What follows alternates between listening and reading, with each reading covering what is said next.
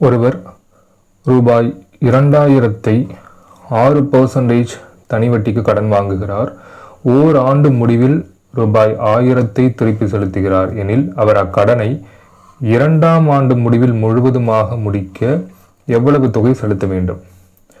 So ஒருத்தர் என்ன பண்ணுறாரு,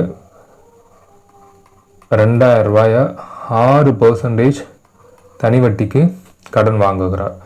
ஓராண்டு முடிவில் 1000 ரூபாய் திருப்பி செலுத்துறாரு. அப்போது இந்த 2000க்கு ஒரு வருஷத்துக்கு எவ்வளோ வட்டின்னு பார்க்கலாம். ஒரு வருஷத்துக்கு 120 ரூபா வட்டி. 120 ரூபா வட்டி. அவர் என்ன பண்ணுறாரு, 1000 ரூபாயை திருப்பி கொடுத்துட்றாரு. சரிங்களா? அப்போ நீங்கள் 2ஆவது வருடம் என்ன கால்குலேட் பண்ணணும் அப்படின்னா, இந்த 1000 ரூபாய்க்கு தான் வட்டி எவ்வளோன்னு பார்க்கணும். ஏன்னா இது வந்து வட்டிக்கு வட்டி போட அவங்க ஒன்றும் கூட்டு வட்டி கிடையாது, தனி வட்டின்னு கிளியராக மென்ஷன் பண்ணிட்டாங்க. அதனால் 1000 ரூபாய் திருப்பி கொடுத்தனால மீதி இருக்கிற 1000 ரூபாய்க்கு தான் நம்ம வட்டி எவ்வளோன்னு பார்க்கணும். ஸோ 2ஆவது வருஷம் 6% தனி வட்டி வீதம் ஓராண்டுக்கு 2 0 கேன்சல் ஆயிரும், 60 ரூபா வட்டி.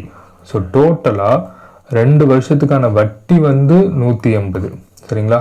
கொடுக்க வேண்டிய காசு வந்து 1000 ரூபா. டோட்டலாக 1180 அப்படிங்கிறதா இதுக்கு சரியான விடை. ஆப்ஷன் பிங்கிறதா இதுக்கு சரியான விடை.